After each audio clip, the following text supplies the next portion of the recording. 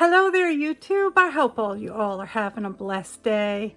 It has gotten quite cloudy here today on the mountain. It is in the mid 60s, so it's a bit warmer than it has been. And I am in the mood once again to play with my watercolors.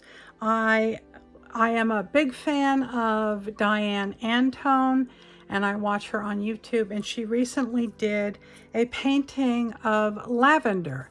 So I thought that I would give that a try. So let me turn the camera around and we'll get started. So this is just a little sample that I did the other night, and I just wanted to try it. And I'm going to be using my Magello tourmaline paints today. And I am using a large brush just to wet down my paper. And this may be a complete fail. It may be a kindergarten's attempt at doing this, but we all have to start somewhere. So I've wet down my paper, given it a good soak, and it appears that there is little bits of paint in this brush, but that's okay. It will add to the interest. All right, so that's done. I'm gonna grab me a palette and I'm gonna do a bit of mixing here, and I'm gonna get some paints in my palette and get them wet. Just a variety of purples and blues. And what I'm doing is I'm using a very thirsty brush, and I'm adding lots of water to my puddles of paint. And if they all want to mix and mingle and have a good time, I am perfectly fine with that. So I am just adding some background color to the paper in the similar colors of lavender, blues and purples. And you can always spritz your paper if it is acting like it's drying up on you. And let's see, maybe I'd like a bit of indigo.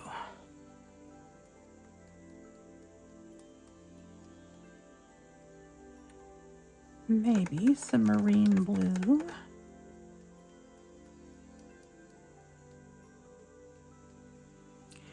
And we could use a bit of green down here lower, where the grasses are. I think that's looking pretty good.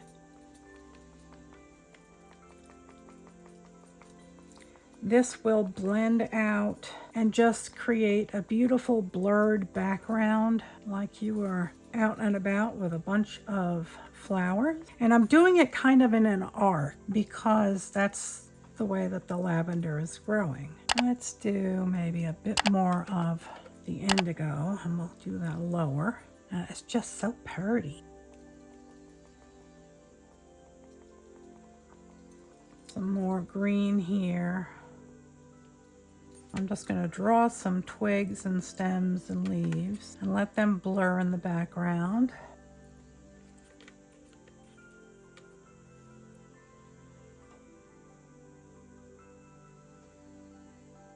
Warm up that green a bit.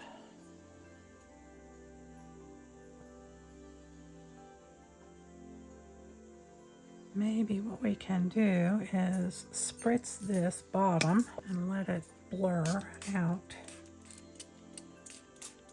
and just add some random greenish browny kind of colors here on the bottom, just to give it something to stand on. And yes, I'm going all the way to the corner of the paper. I'm not leaving a border, but I am okay with that. All right, I am going to turn the camera off and let this dry on its own, and we can come back and see what we have. Our backdrop is dry, and I'm going to start dropping in some flowers. Lavender is incredibly easy to draw. I'm not trying to, win an award with Audubon or the Smithsonian or something. I'm just having some fun with some color. So you don't have to be incredibly detailed unless you want to be incredibly detailed. I have a little palette here, and I'm just putting out some colors on here for me to play with. I'm just trying to get a little color here on the palette. Again, I'm using my Magella Mission Tourmaline granulating paints. So I have these colors here, and I'm going to put them out of my way so I can paint. I am just going to drop in some colors, and I'm going to try dropping in maybe the dark bits first.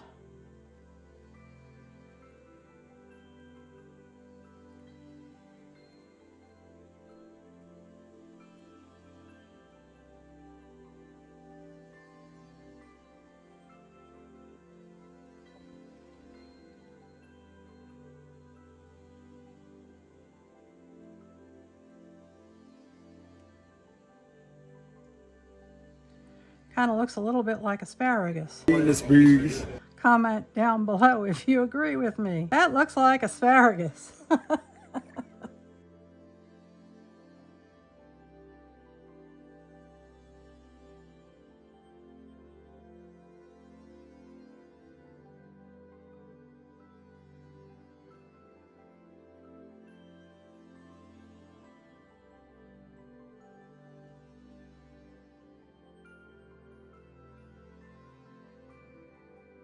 So now maybe we'll do some stems.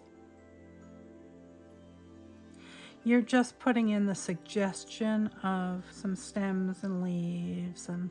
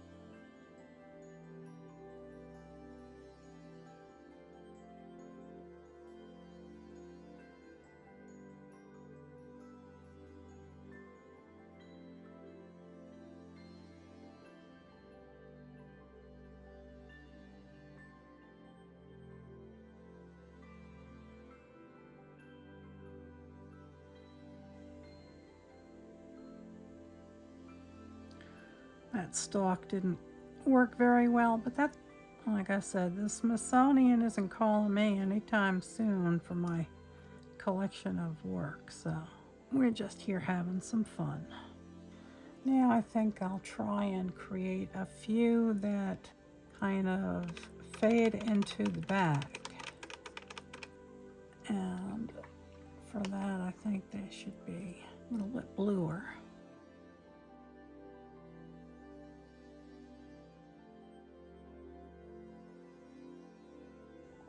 And I'm making the petals smaller to give the appearance that they're out further in the back. And this is loosely based on Diane Anton's video on doing lavender. I am not of her caliber.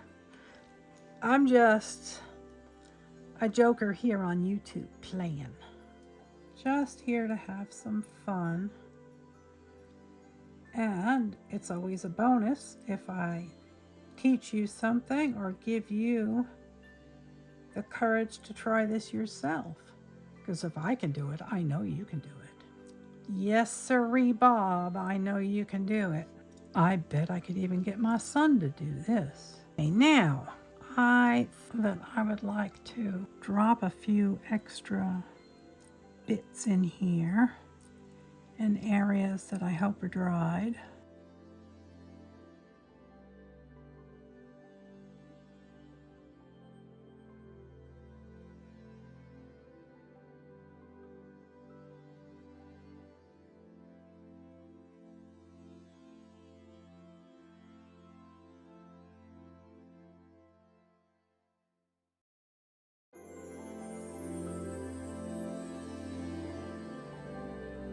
when I watched Diane's video, she painted her bees, but I am going to use acrylic markers for mine.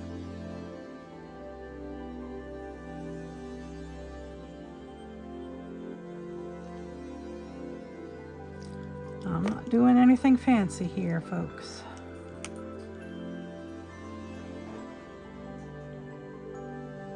I am just making some fat little bumblebees. I need a fine liner for their antennas. I'm just trying to make it look like a fat little bumblebee.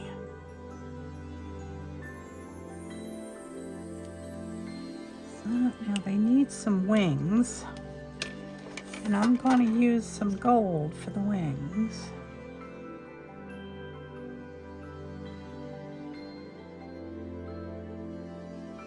And I like an odd number, so I think I will add one more bee. Maybe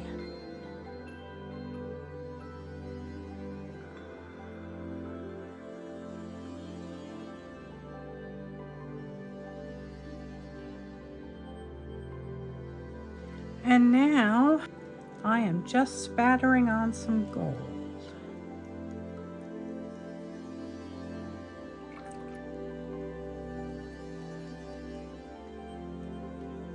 So that is our little fun project of lavender. So I hope you enjoyed this little project. I hope you learned something, and I hope that you will give it a try. It's not difficult at all. Remember, I'm nothing special, so if I can do it, I know that you can do it, and you know that you can do it. So get out your paints and have a bit of a play, and don't forget to put the little bumblebees and the little gold splatter at the end, because it just gives a little whimsy to the project. So I hope you enjoyed this, and I will see you right back here at 70 Acres Studio next time with our next video real soon. I love you all. God bless. Good night, Elizabeth. Good night, John Boy. You are faithful.